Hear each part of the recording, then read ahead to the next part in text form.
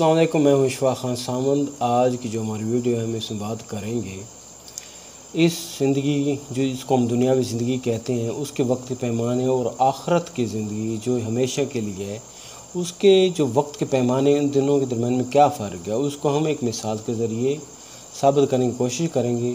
अब चलते हैं हम अपने वाक़े की तरफ जो हम सुनाते हैं, जो कि नहायत ईमान अफरोज़ वाक़या है।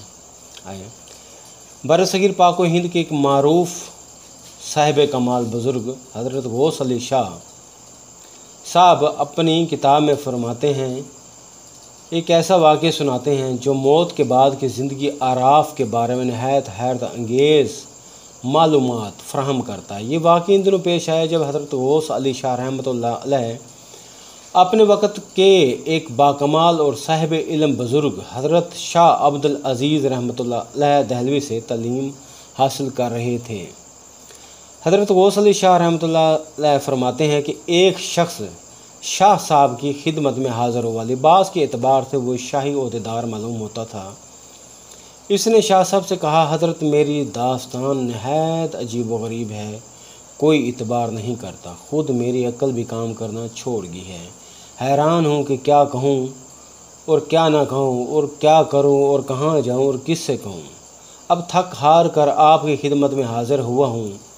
इस शख्स ने अपनी दास्तान बयान करते हुए कहा, मैं लखनऊ में रहता था, बरसरे रोज़गार था, हालात अच्छे गुजर रहे थे कि अचानक किस्मत ने पलटा खाया। माशी हालात ख़राब होते चले गए, ज़्यादातर वक्त बेकारी में गुजरने लगा।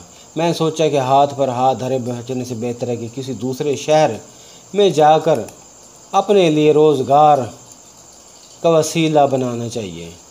थोड़ा सा सामान सफ़र के लिए लिया और उदयपुर की तरफ रवाना हो गया। उदयपुर के बारे में बताते हैं कि एक इंडिया में एक जगह का नाम है उदयपुर। तो ये जो वाक़या है उससे मुतल्लिक़ है, तो हम उसी को सुनाते हैं। पहले इंडिया और पाकिस्तान एक होते थे और बरसगीर कहलाते थे।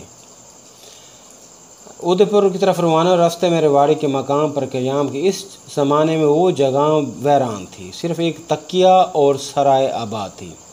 सराय में कुछ तोयफ़े रहती थी। मैं सराय मुतफ़िक्र बैठा था कि क्या किया जाए, पैसे भी ख़त्म हो गए थे कि एक तोयफ़ मेरे पास है। ये कहने लगा, मियाँ किस फ़िक्र में बैठे हो, खाना क्यों नहीं खाते? मैंने कहा, अभी सफ़र की थकान है, ज़रा सस्ता लूँ, थकन दूर होने पर खाना खाऊँगा। ये सुनकर वो चली गई। फिर कुछ देर बाद आई और वही सवाल किया। मैंने फिर वही जवाब दिया और वो फिर चली गई। तीसरी दफ़ा आकर पूछा तो मैंने सब कुछ बता दिया कि मेरे पास जो कुछ था खर्च हो चुका, अब मैं हथियार और घोड़ा बेचने की सोच रहा हूँ। वो उठकर खामोशी से अपने कमरे में चली गई और 10 रुपये ला कर मेरे हवाले कर दिए। जब मैंने रुपए लेने में पस्सो पेश किया तो इसने कहा, मैंने ये रुपए चरखा काट कर अपने कफन दफन के लिए जमा किए हैं, तकल्लुफ़ की ज़रूरत नहीं, ये मैं आपको कर्ज़ हसना के तौर पर दे रही हूँ, जब हालात दुरुस्त हो जाएं तो वापस कर दीजिएगा।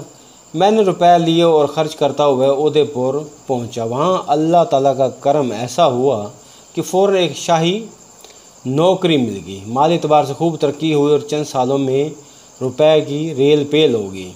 इन्हीं दिनों घर से ख़त आया कि लड़का जवानी की हदूद में दाखिल हो चुका है और जहां इसकी निस्बत ठहराई गई है वो लोग शादी पर इसरार कर रहे हैं, इसलिए जल्द से जल्द आकर इस फ़र्ज से सबकदोश हो जाओ। रुख्सत मंजूर होने पर मैं अपने घर रवाना हुआ। रेवाड़ी पहुंचा तो पुराने वाक़यात की याद जहन में ताज़ा हो गई। सराय में जाकर किसी से इस तोयफ़ के बारे में मालूम किया तो पता चला कि वो सख्त बीमार है और कुछ लम्हों की मेहमान है। जब मैं इसके पास पहुंचा तो वो आखिरी सांस ले रही थी। देखते ही देखते इसकी रूह परवाज़ कर गई। मैंने तहजीज़ व तकफ़ीन का सामान किया और उसे खुद कब्र में उतारा और सराय में वापस आकर सो गया। आधी रात के वक्त पैसों का ख्याल आया, देखा तो जेब में रखी हुई 5000 की हंडिया गायब थी। तलाश किया मगर नहीं मिली। ख्याल आया कि हो ना हो दफन करते वक्त कब्र में गिर गई हो। आखिरकार परेशान हालत में सोच में कब्रस्तान पहुंचा और हिम्मत करके कब्र खोल दी। कब्र के अंदर उतरा तो एक अजीब व गरीब सूरत हाल का सामना करना पड़ा। वहाँ ना तो मैयत थी और ना ही हंडी। एक तरफ दरवाज़ा नज़र आ रहा था। हिम्मत करके दरवाजे के अंदर दाखिल हुआ तो एक नई दुनिया सामने थी। चारों तरफ बागात का सिलसिला फैला हुआ था और हरे भरे सरसब्ज़ व शादाब फलदार दरख्त सर उठाए खड़े थे। बाग में एक तरफ एक आलीशान इमारत बनी हुई थी। इमारत के अंदर कदम रखा तो एक हसीन व जमील औरत पर नज़र पड़ी। वो शहाना लिबास पहने हुए बनाव श्रृंगार किए बैठी थी। इर्द गिर्द खादम गार हाथ बांधे खड़े थे। औरत ने मुझे मुखातब करके कहा, तुमने मुझे नहीं पहचाना? मैं वही हूँ जिसने तुम्हें 10 रुपए दिए थे। अल्लाह ताला को मेरा ये अमल पसंद आया और इस अमल के बदौलत ये मर्तबा और अरूज मुझे अनायत फरमाया है। ये तुम्हारी हंडी है जो कब्र के अंदर गिर गई थी। हंडी लो और यहाँ से फ़ौरन चले जाओ। मैंने कहा, मैं यहाँ कुछ देर ठहर कर सैर करना चाहता हूँ। हसीन व जमील औरत ने कहा कि तुम क़यामत तक घूमते फिरते रहो तो यहाँ की सैर नहीं कर सकोगे, फ़ौरन वापस चले जाओ। तुम्हें नहीं मालूम दुनिया इस अरसे में कहाँ की कहाँ पर पहुँच चुकी है।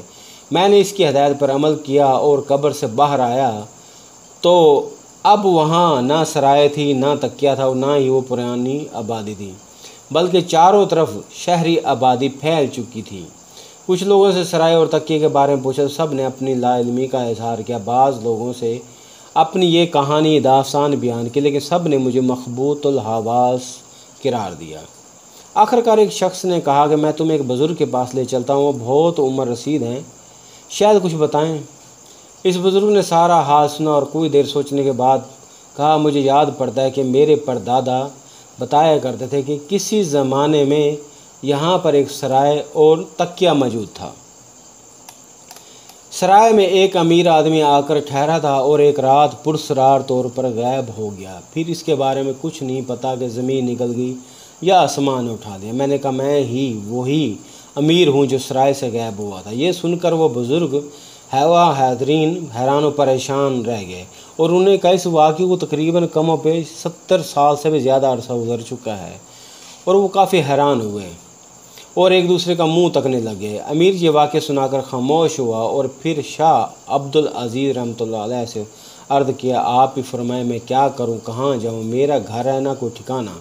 दूसरा ये कि इस वाक़े ने मुझे ज़हनी तौर पर मफलूज कर दिया। शाह साहब ने कहा, तुमने जो कोई देखा है सही है देखा है। इस आलम और उस आलम के वक्त के पैमाने अलग अलग हैं। शाह साहब ने इस शख्स को हदायत की, अब तुम बैतुल्लाह को चले जाओ और बाकी ज़िंदगी याद इलाही में गुजार दो।